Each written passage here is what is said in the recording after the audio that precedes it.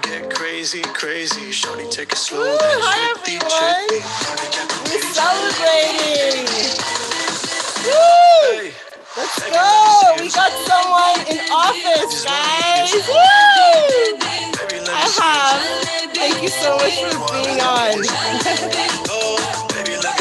Oh, thanks so much for coming on today, everyone. Thank you, everyone, for joining. My name is Dr. Trish Rampersad. I am the core behavioral psychologist, and I'd like everyone to welcome Miss Felicia Singh. Woo! Thank you so much for being on my podcast on my YouTube channel. I really appreciate you being here. I'm just going to give a little intro on who Felicia is and how amazing she basically is. So she took her time today to be here from a very, very busy schedule. She's an educator and the proud daughter of a working class immigrant parents, and a lifelong resident of District 32. She ran for New York City Council on a platform of education and environmental justice, supporting taxi drivers and small businesses, transportation accessibility, and community building. Felicia is basically representing underserved populations, which includes the Indo-Caribbean community. Her mother is Indo-Caribbean Guyanese, and her father is Punjabi. She's been an educator and has diverse experience teaching abroad on Long Island and in New York City. Her teaching experience includes co-leading the developmental and implementation of culturally responsive teaching and professional development for teachers and staff. Shout out to all the educators out there. And her work inside and out of the classroom has been grounded in her firm commitment to empowering communities. She spent 2 years, from 2013 to 2015, serving in the United States and in China with the Peace Corps. That's so amazing and so awesome. And we have her here. She's done so much work. So thank you so much for coming. Can you tell us about yourself? Sure. Well, thank you, Dr. Rampersad, for having me here. I'm really excited to be on your podcast. I've been listening and watching your previous shows, and they've been super insightful and just eye-opening about the ways our Indo-Caribbean community can be represented outside of, the given stereotypes about who we are and what we believe in. So your podcast reshapes our culture in a lot of ways. So thank you for doing this work. Oh, thank you. Thank you for being here. And thank you for acknowledging the work. This podcast is created to build a platform for people like you who are making such a big difference, and especially in our Indo-Caribbean community. And there's a lot of firsts that people are going to be learning about us, which is pretty awesome. Like, for example, I published the first study for Indo-Caribbean second-generation Americans who suffer from depression or mental health issues. And there's a study out there now published, and I'm the first one to publish that. So I'm quite proud to give back to my community. Yeah, absolutely. That's amazing. Look at that. Yeah. And you're the first Indo-Caribbean councilwoman, or I think politician, ever in the United States. I think so. I think so. I don't even know. I think it's such a, when I was listening to you present kind of like my biography, I was just like, whoa, this is, everybody knows all these things about me now. And it's like, what else can I say after that, right? Right. But I think what's really been such an amazing kind of just surreal moment in this win is that we did something that no one thought was possible. Absolutely. Literally, people told me, this is not possible. You cannot win in an area dominated by a certain class of people or certain race of people, dominated by Trump Republicans, dominated by low resources. There's no way. Right. How are you feeling? How are you feeling with this win? I feel so honored. I feel like this is one of the greatest responsibilities of my life. and one that I'm taking so incredibly seriously. And like you as someone who looks at behavior, who looks at therapy, who looks at like brain development, Yes. this definitely has an impact on me emotionally and mentally too, because I think about like there's a pressure standpoint, right? Delivering and being the first. And then also there is the constant story of struggle and story of the fight and the story of change that is both muddled in my brain, because we have a fight that still continues now. Absolutely. I'm running in the only Republican district in Queens. GOP has held this seat for 12 years. Wow. So our general election is one of the most competitive general elections in New York City's history. We're never going to see a general election be this important than besides the 2020 Trump versus Biden election and the 2016 Hillary versus Trump. Yes. But like here now, we're at the most local level, like everyone is going to be watching.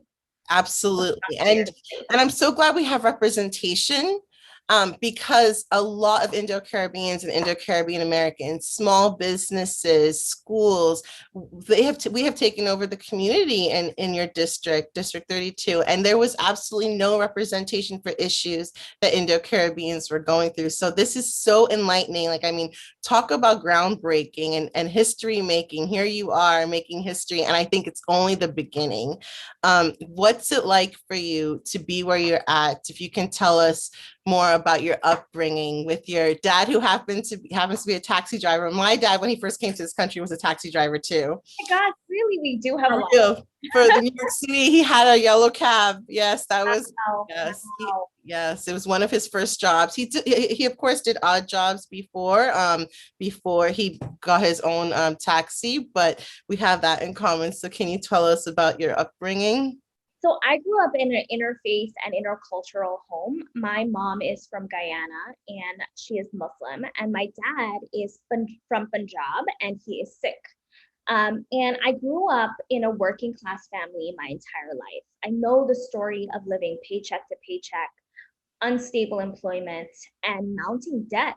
Right. That is the reality of so many of our communities, whether you're Indo-Caribbean, you're Punjabi, you're Latinx, you're Black. That is the story of working class experiences. I've always known my father to be a taxi driver. He's been a taxi driver my entire life. And this is service work. Our working class communities across New York City do service work. We're essential workers. We're people who take care of other people's children. We're people who drive folks around. And our city has really taken advantage of that. We are not when we think about funding excluded workers, people who didn't get stimulus checks and are undocumented, but they're outside selling fruits and vegetables on the street corner. Right. They're people who are selling flowers. They're folks who, flyer out in our communities. Yeah. These are folks who don't get included in the benefits of like being able to receive a stimulus check, but also have to pay taxes. Wow. And interesting. Here, these sets of people like us, have been forgotten deeply in this city. Absolutely. And so what we want is we need representation that's more than just acknowledging this shallow and surface level of culture. Absolutely. When we think about surface and shallow level culture, we're thinking about, what foods do people like to eat? And let's celebrate their holiday. And let's name a street after somebody famous in their community. And that's it. That shuts them up for a little while. It keeps them down. They don't ask for more from us. But our problem is we don't ask for more. Right. And I believe that's why you're here. This is a good thing. For example, they renamed Richmond Hill Little Guyana, which is great. But what is happening with our community, the Trinidadians, the Guyanese, the other Caribbean people? Are we getting, what we deserve? We put out so much into the community, into New York City, help build it up. Mm-hmm. Are they getting the same treatment as other races and nationalities and cultures? It does take a serious mental health toll on many of us. Absolutely. And so when I talk about being a teacher, when I talk about being a daughter of working class immigrants, I'm talking about the intersectionality between being a working class immigrant in this city and knowing that education plays a large rooted factor in our upward mobility. Absolutely. Let's create neighborhoods. They're the reasons why property value is where it is. It's the reason why people come and invest in our communities and buy homes and raise their families here. It's because of good schools. If we don't have good schools to send our children, then what are we really doing if we're not fully funding our child's experience in having a right to an education? Well, we're not educating our communities about voting rights, about the importance of being politically involved. What are we doing when then these same communities need our elected officials to show up for them, but are being taken advantage of or dismissed or absolutely isolated from the electoral process? So that is why I talk about these two large pillars, because not only do they represent a large factor in who I am, they are the most important factors when it comes to representation. Absolutely, absolutely. Can you tell us more about how you were raised, and was this a calling for you? I know that I did read up on what happened to your family's house. If you can also say a little bit more about that, because I believe that was the trigger that got you going, and that's just so powerful. It's such a powerful story for people to hear, because, you know, people need housing, and that's part of your Maslow's hierarchy of needs in mental health. You need to have housing, shelter, love, these sort of things, and that's a necessity. So can you say more about how your calling came to be? Yeah, you know, I'm really lucky to be raised by two parents who literally were like, you can be anything you want to be. Like, my father would envision these things about me that I could do that I just was like, no, I don't want to do that. He's like, you can be a gymnast and a doctor and a lawyer at the same time. And I'm like, that's awesome. To have supportive parents like that. Awesome, especially in our community. Right. So, and my mom always tells me, you have an idea, spread your wings and fly and just do it. And that knowledge is power and you have to use it to do good. Because what happens with knowledge is it's also dangerous, right? We have people who know things and take advantage of knowing. Oh, I just experienced that. Yeah, those know end up being. They will use a lot of people use people of color's knowledge and use it as their own and don't give credit. And that's just so unfortunate, because why not give credit where credit is due? Because it's a person of color, because you can take advantage of this particular culture. Exactly. You know, what happened to my family was something that was created by our city over time. You know, when medallions were like on the market, they were sold by predatory lenders at, you know, here's a loan, here's a medallion, you get to own a small business, you can retire on it in a couple of years for millions of dollars and you'll be set.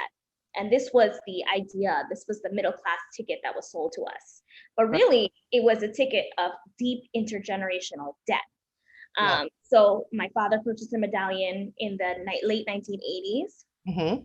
Then when we saw with the influx of Uber and Lyft, with the housing market crash in 2008, it really had a deep impact on being able to own a medallion, because homes were also put up for foreclosure as well at the same time. Wow. Have a medallion, that is like another mortgage. So you could have on your hands the debt of two mortgages at that point. Then fast forward to 2013 to 2015 with the influx of Uber and Lyft as corporations here in the city, they didn't have to purchase a medallion to drive a taxi, the corporation. They could just put hundreds of taxis out on the street and not enough people taking taxis. So ride hail became the new way to get a taxi, and frankly a cheaper way to get right around the city or the borough. And this was really crushing to medallion owners, because they were the people who mobilized our city. And they also paid them like a second mortgage for the medallion, like you said. Right. So you have medallion owners who then all of a sudden were really, really losing income because they could no longer pay their medallion, plus their bills, plus fees. And we saw in 2018, 8 taxi drivers who, and this is a trigger warning for anyone who is listening at this point to pause or skip forward, 8 taxi drivers who died by suicide. That And is really, that's so sad. really sad, terribly, terribly, terribly sad. And still, our city did nothing, nothing to relieve and provide debt relief. You know, we have an organization called New York Taxi Workers Alliance, which is a union Mhm. my father's been a part of. I used to go to union meetings with him, just to be in Amazing. community with people and be like, what's going on? I don't understand this, but as the eldest daughter of immigrants, Right. I have to be a part of taking care and figuring this out. So I would go to Totally. unions meetings with them, and it was just this somber but also hopeful meeting where it's like, here's the terrible news, but here's all of the actions we can take to fix this. And folks in this union are just the most passionate people, loving, caring people I've ever met in my life. To Right. keep pushing forward no matter what, death after death after death, you know, failure from our elected official after failure. Right. Then we, you know, when the pandemic hit, we had already had 950 plus taxi drivers who filed for bankruptcy before the pandemic. My father was one of them. In 2019, he filed for bankruptcy. And then during the pandemic, in about April time or summertime, the lender seized our medallion, so he could no longer drive his taxi. So he was unemployed for about 3 to 4 months. Then, without any notice, on February 5th, the bankruptcy court put a for sale sign on my house and threatened to evict us in 90 days if we did not come up with a settlement amount of $250,000 or more. That's devastating. I'm so sorry you went through that. Devastating. It was devastating. It was scary. It was one of the most just shocking and livid things to have happened because, one, it's happened to many people before. Right, right. It will continue to happen. The United States Bankruptcy Court was one of the only courts that was open during a pandemic. So this is a business, right? This is They kept going. It was open. Yes. Yeah, they weren't closed. Like family court was closed, and you know other types of courts were closed because they were absolutely fully functional during the pandemic. You know, and so I had a platform already because I'd already been running for office. I was declared since 2019, and you know, trying to build up fundraise and things like that. And at this point in 2021, it was my election year. And this just happened in the middle of it. And I was like, you know what? I'm going to share this story of deep vulnerability with people. And maybe it's a story that's going to speak to somebody else who's going through this. And we did it. And it was really hard because, you know, you have journalists writing about your finances. You have the intense questions. You have people who are like, oh, well, this is your fault. You shouldn't have done this, or this thing, or support. You know, we had all types of reactions. But the biggest, most heartfelt was the majority of love that came out from this. Hope and solidarity and fighting.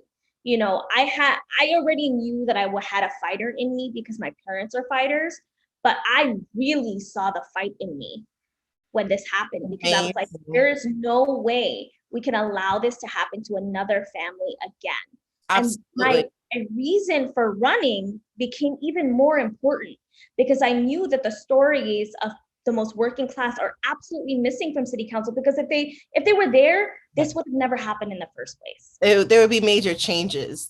So that's why you're in it. So this is very, very important for changes. And your story is so powerful, and it's a story of so many in the Indo-Caribbean community and people who are first generation Americans, second generation Americans. It's so, so powerful.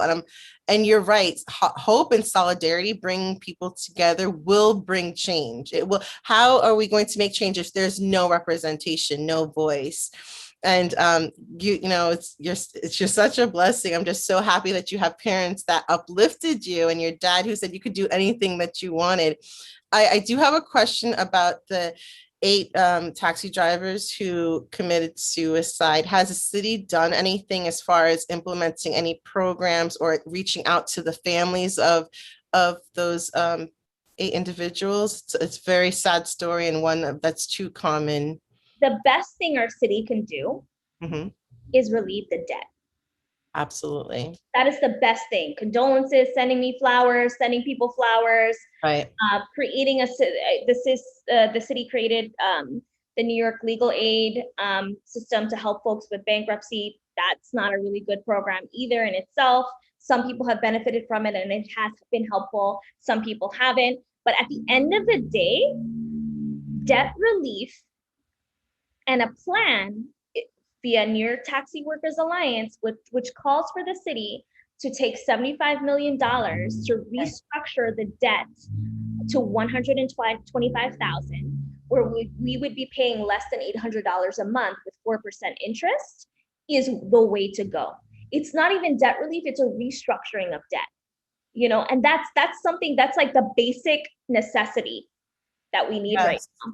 Well, relieving of the debt would also empower people to also keep building this city up if they're of good or positive mind, body, soul, and spirit, if their mental health is in check. And debt can be very stressful, especially for taxi drivers, for people who are immigrants, for first and second generation Americans. So I totally agree with you on that. Are you the first one to bring this to New York City, to let them be aware that this needs to happen? Are you the first one? New York Taxi Workers Union, which is New York Taxi Workers Alliance, they're the ones who created the plan. They have the plan approved by our Attorney General and our comptroller. They've had the plan for years, and our city hasn't had the courage or the will to go ahead and adapt this same plan. Why? Because we prioritize predatory lending. We prioritize banks and corporations over working class people. That's so unfortunate. That's so unfortunate. I'm glad you're speaking up, because people who aren't aware are aware now. Now, predatory lenders, can you say more about that? Yeah, so predatory lending happens when when a family or an individual is at risk of losing their home. And what ends up happening is, and I'll talk about this in the context of lien sales. A lot of our Indo-Caribbean community lives in Richmond Hill, and Richmond Hill, that city council district 28, has one of the largest tax lien sales in any part of our city, in Queens, in fact. My family was one of the first people who lived in Richmond Hill, and a couple of my family members own businesses there. And this is mind-boggling to hear that it's the most tax liens you said there. Yes. So tax liens are placed on a home when the property owner cannot pay utilities for a long time or cannot pay their property tax. And the city will then turn the home over to a trust who will put a lien on the home. Now, the lien on the home is a very scary place to be, because that means like someone else technically owns a share of your house. Right. And you go on a list that is public that says like, these are all of the homes that have a lien sale on them. Right. And so predatory lenders look at this same list and they go to your home and they say, hey, we're so sorry this is happening to you. We know that it's pivotal that you save your home. Here's a loan of $250,000 or whatever that amount is. Right. With an interest rate of 12 or some obscene percentage. So now you have seen your home, so they're not evicted. Where else could you go? And they then invest in this predatory lending. And that's what happened with the medallion too. It was like, hey, here's this really great business deal. Yeah. All you need to do is take out a loan of $250,000 or whatever was offered to you by that lender. Right. And our interest was 12%. Little did we know, fast forward 20, 30 years later, that ends up being $645,000. And the market is not viable for you to pay that back, because you're not getting any rides. No one's riding a taxi right now, especially during the pandemic. So ridership has dropped 80%. You're taking maybe a whole day to make $20 to $30. Then you pay gas, maybe you're hungry, you're coming home with $15 in your pocket. And if you have a family, that's not feasible. That is not feasible. No way. So predatory lending happens in so many types of ways. It can happen through healthcare. It can help like trying to pay a healthcare bill. It can happen through trying to keep your home in multiple ways. It can happen through a small business, being able to try and save your small business. And it's absolutely dangerous. And we don't allow, our city refuses to stop the market for that. Yeah. Because we don't want to take responsibility of now taking care of that debt. But the city is aware that this is happening and no action has been taken place at all. Nothing at all. This has been happening for decades now in the city, where we've allowed predatory lending to happen for taxi drivers. What can we do as a community to help stop this, to help you out? This is more than just helping me. This is about really understanding Yeah. what our city does to benefit our community. So whatever it is that you feel like is the problem in your community, or whatever it is that you feel like you're facing that's a deeply systemic issue, Right. that is something our city could have or should be fixing. And that is when you're going to your elected official, you're saying, hey, this exists. Who is in charge of really fixing this or changing it? Because you've got the state level elected officials, you have your city level elected officials, you have your federal level elected officials. They all do different things. They all have jurisdiction on different things, and they all need to be pushed and held accountable. Absolutely. And I think it's a change of mindset too. Their mindset needs to be changed, because if it's the same redundant thinking over and over again, no changes will happen in the community. People will not be, there's no education out there for people to be aware about the high interest rates and what have you with the predatory lenders. So this is really, really powerful that you're speaking up about this. I mean, this is really, really good. Thank you for sharing that. What other changes would you like to see happen as you take on your role? So we are currently in a deep climate crisis.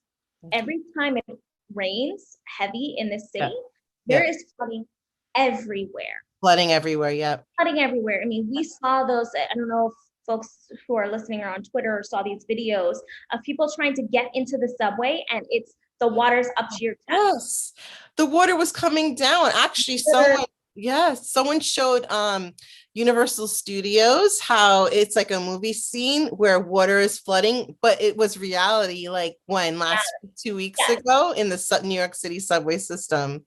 So this will get worse until we do something about reducing our carbon emissions, creating infrastructure throughout our city at all levels to mitigate and adapt to the climate crisis. I live in a coastal district, and something I love drawing this comparison, but if you're from Guyana or you're from Trinidad and Tobago, or you're from Suriname or Jamaica, you all live in coastal districts. Yeah, you wow. all live in an area surrounded by water.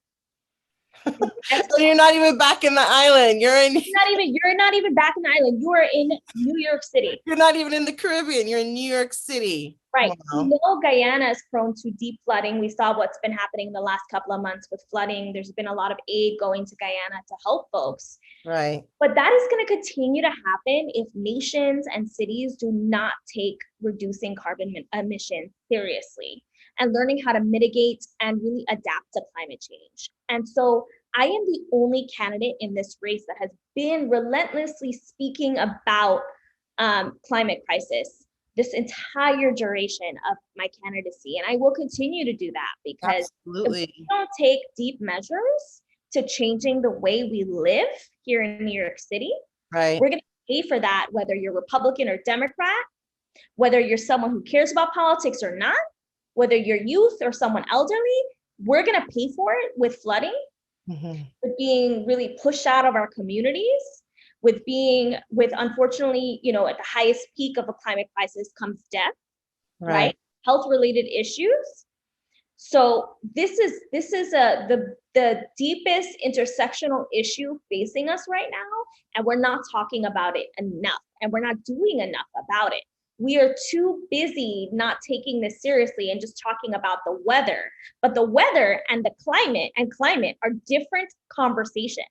Absolutely. Absolutely. What can people do to get on board to help with this issue as well? Yeah, first of all, because if you're the only councilwoman, the only person in office that's discussing this and putting out there, clearly there needs to be more advocacy, more people alongside you. So what can people do? I'm really lucky to have a coalition of other candidates running across the city for climate champions who really want to talk about climate change and will be champions of that. In my race, though, I cannot win, and I cannot get there if I don't win this November election.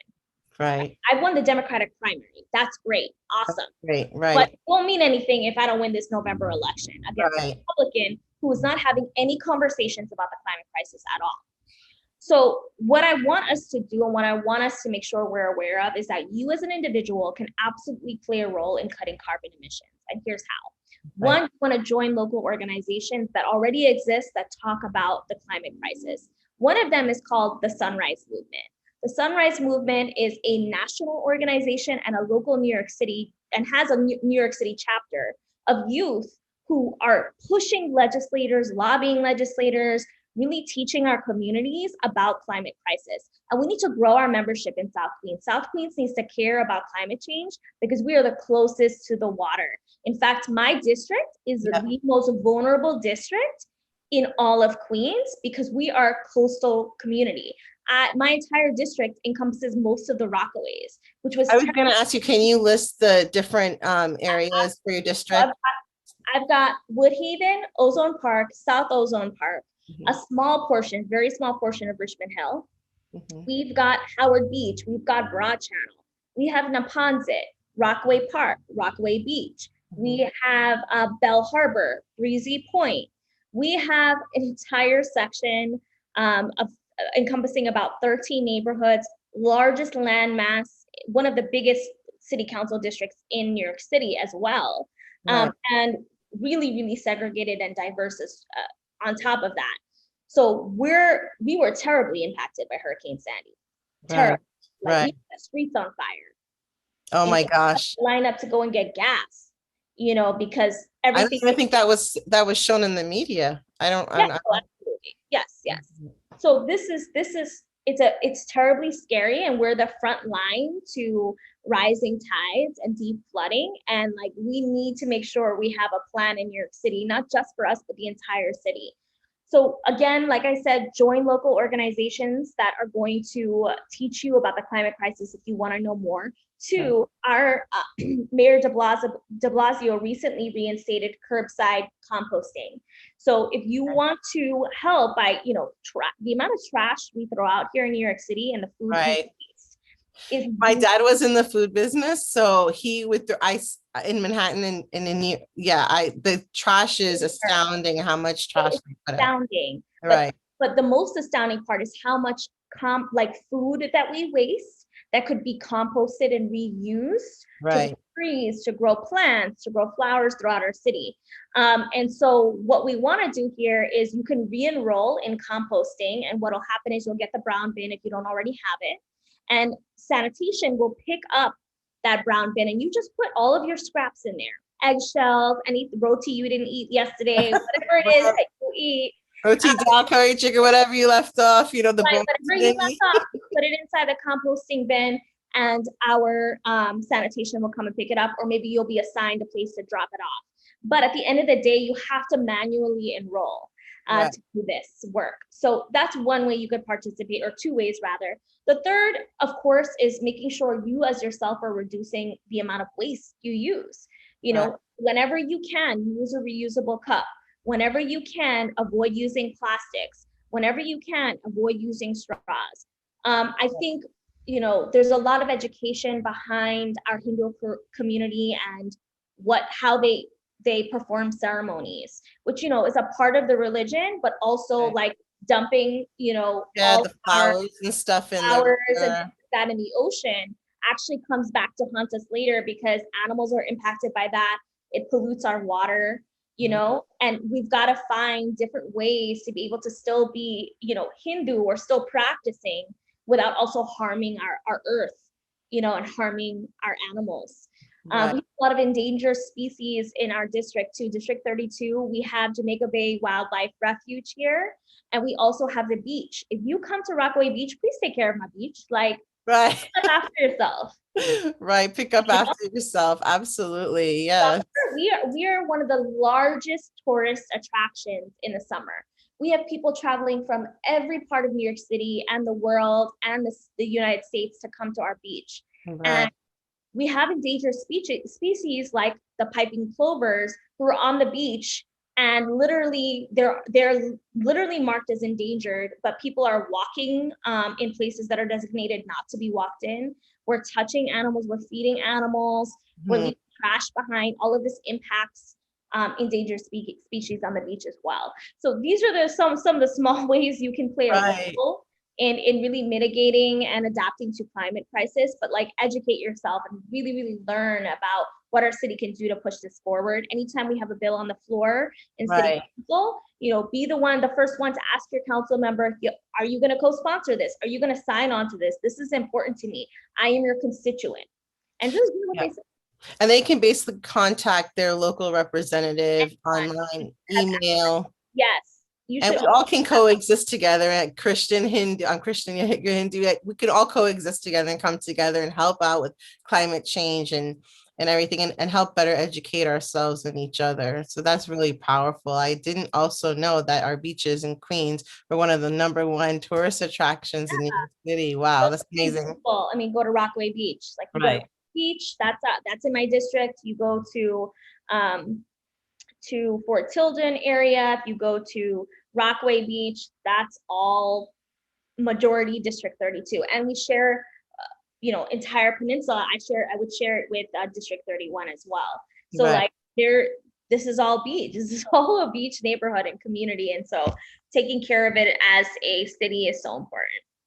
Right. And now November coming, what do people need to do for the election if people aren't aware?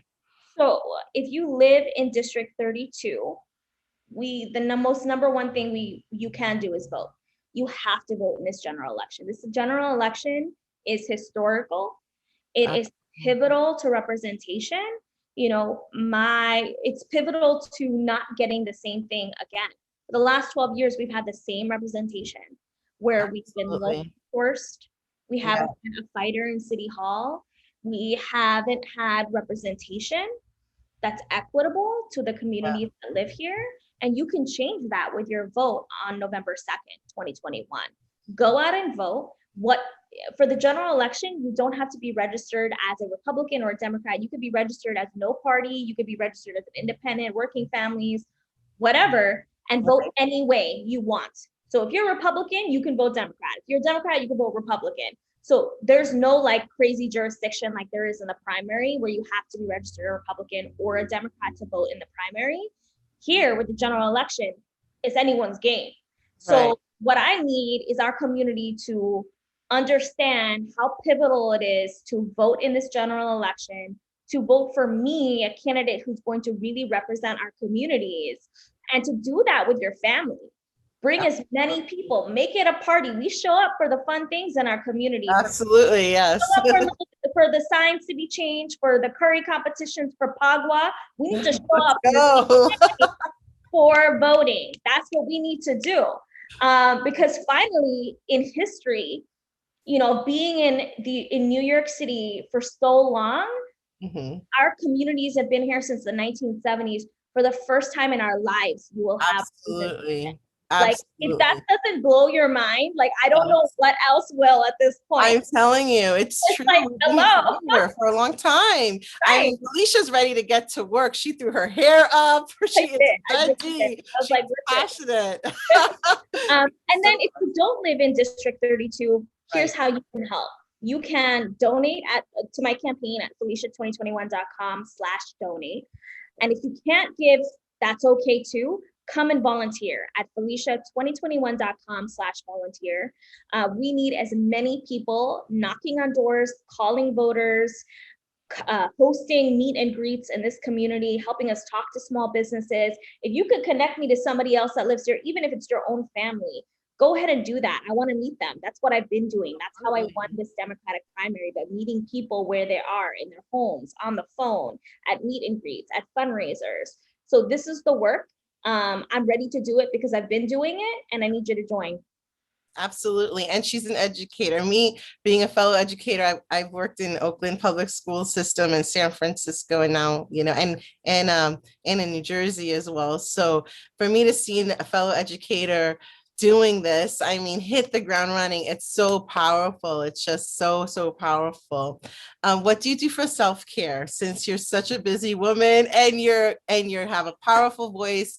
What do you do for self-care? I really appreciate you asking me this, and a lot of people have been asking me this lately, actually.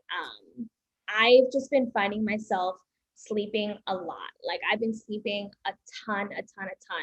And a part of me is like I think it's my body trying to catch up on months, years of doing this work. Right. and having the inability to rest. And the other part of it is like, oh my God, I'm also preparing my body to do this in the next 2.5 months.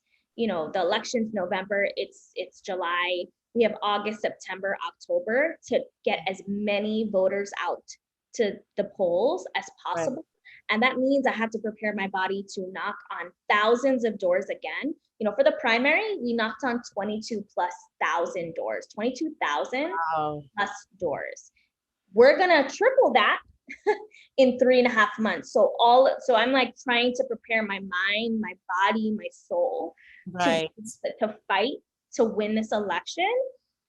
And it's both scary and thrilling and exciting at the same time. So a lot of my time is spent like in quiet spaces, trying to just like sleep and rest, and not overexerting myself right now. So that's what I'm doing for self-care at the moment. Rest and sleep is so powerful. It's so powerful for your mental health, for your brain, for your capacity and how much you can handle. People do need to rest more. It's good for your mental health, and it's good for a woman like yourself, Guyanese American and Punjabi American. You know, anything else you'd like to let us know that you felt like you left out, that we should know about you and your cause before we? I always say this when I know I'm talking to an audience within the South Asian diaspora, particularly the Indo-Caribbean community. And I say this because a lot of the times folks are like, nah, I don't want to be political. I don't get involved in politics, or politics is not for me. I just want to work and get my money and like take care of my family, and I want a simple, happy life. But I say this every time, and I'm going to do it again. Everything you have and everything you don't have is a political decision made by somebody else that's not you. Wow. Everything. Say that again. Yes, I will. I always repeat it twice. Everything you have and everything you don't have is a political decision made by somebody else that's not you. How much money you make, how fast you can get to work, whether or not you have a school holiday that's based on your religion, whether or not you get your garbage picked up in time, whether or not your community is clean, gun violence, whether or not the cops come on the time that you need them to when you call. No matter what you're going through in your life, that is a decision made by somebody else. So when you don't vote and when you don't raise your voice and fight, there's no way you can get the upward mobility you deserve without those things. I'm telling you, that's so on point. You're so right. You know, you're so right. And with all of that, you know, this, you know, COVID happened, and here you are, you know, making history, using your voice, so then we can have a voice. Exactly what you said, the decisions that are made for us are political decisions. They're not made by us. So this is just so powerful that this is coming from you, you know, during COVID. You know, it's very life-changing for many people. And I hope people's eyes will open to other issues. People get out of their bubble, you know, and really see what else is part of New York City and the Indo-Caribbean community. And I want to thank you so much for coming on. It was such a pleasure. Thank you. Thank you so much. Thank you. Thank you, listeners. Thank you. And if anyone wants to get in touch with you, can you say your website again or your email? It's Felicia2021.com. And my email is info@Felicia2021.com. Thank you so much. And thank you everyone for listening. This is Dr. Trisha Rampersad, the core behavioral psychologist. And I hope to see you and hear from you next time. Bye. Bye. Bye, Felicia Singh. Take care. Bye.